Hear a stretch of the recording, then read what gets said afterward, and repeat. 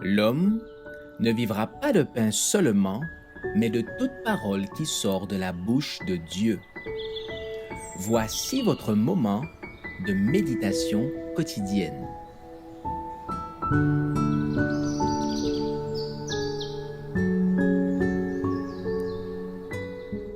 Avec Dieu chaque jour.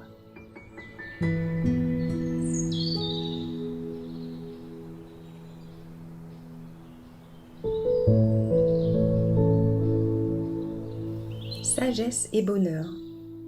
Heureux l'homme qui a trouvé la sagesse, et l'homme qui possède l'intelligence. Proverbe 3, verset 13. L'onction de David fut pour le jeune homme l'augure d'une haute destinée. L'insigne honneur conféré au jeune David n'eut pas pour effet de l'enfler d'orgueil. Il reprit tranquillement ses occupations et attendit calmement l'accomplissement des plans de Dieu. Aussi humble et modeste qu'auparavant, de retour sur ses collines, il continua de prendre un tendre soin de ses troupeaux. Mais ce fut avec une nouvelle inspiration qu'il continua de composer ses mélodies et de les jouer sur sa harpe.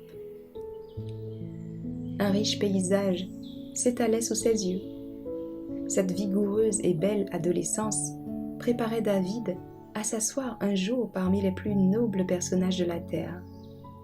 Employé à célébrer les louanges de son Créateur, ces heures de méditation cultivaient en lui une sagesse et une piété qui faisaient de David l'ami de Dieu et des anges. Qui peut mesurer les résultats de ces années de contemplation et d'activité passées sur les collines solitaires de Bethléem? D'une part, la communion avec la nature et avec Dieu, le soin de ses troupeaux, fait à la fois de péril et de délivrance, les chagrins comme les joies de son noble existence façonnaient son caractère et préparaient sa carrière future.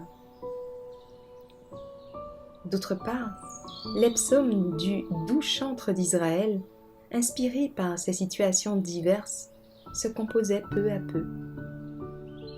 En attendant de réchauffer l'amour et de fortifier la foi et la piété des âmes sensibles à travers tous les siècles à venir. C'est ainsi que le jeune berger, marchant de force en force et de sagesse en sagesse, se préparait à la grande carrière qui l'attendait.